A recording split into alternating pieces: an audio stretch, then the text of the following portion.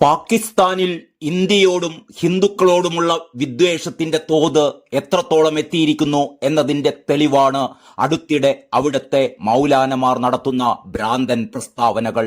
ഇപ്പോൾ പാകിസ്ഥാനിൽ മൗലാനമാർ പോലും ഭ്രാന്തവും അവഹേളനപരവുമായ പ്രസ്താവനകൾ നടത്തുന്നത് പതിവായിരിക്കുകയാണ്.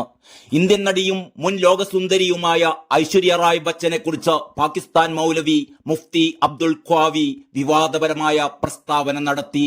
ബോളിവുഡ് നടി ഐശ്വര്യ റായ് 2-4 മാസത്തിനുള്ളിൽ തനിക്ക് വിവാഹ അഭ്യർത്ഥന അയച്ചേക്കാമെന്ന് അവകാശപ്പെടുന്ന പാകിസ്ഥാൻ മൗലവിയുടെ വീഡിയോ ക്ലിപ്പ് പുറത്തു വന്നിരിക്കുകയാണ്.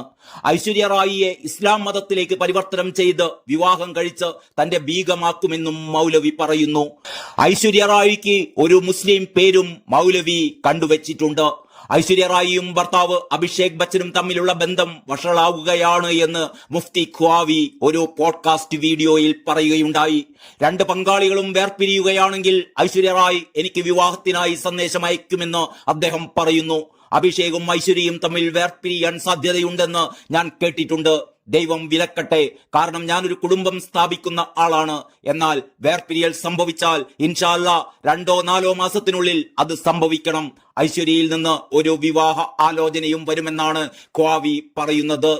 ഐശ്വര്യയുടെ സ്വപ്നതുല്യമായ വിവാഹ അഭ്യർത്ഥന സ്വീകരിക്കുന്നത് അള്ളാഹുവിന്റെ അനുഗ്രഹമാണെന്നുകൂടി അദ്ദേഹം പറഞ്ഞു വെക്കുന്നു.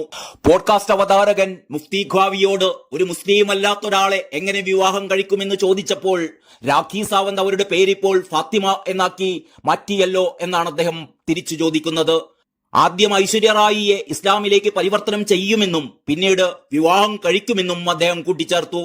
ആദ്യം ഐശ്വര്യ റായിയുടെ പേര് ആയിഷ റായ് എന്നാക്കി താൻ മാറ്റുമെന്നും തുടർന്ന് നിക്കാഹ് നടത്തുമെന്നുമാണ് മുഫ്തി ഖ്വാവി സ്വപ്നം കാണുന്നത്.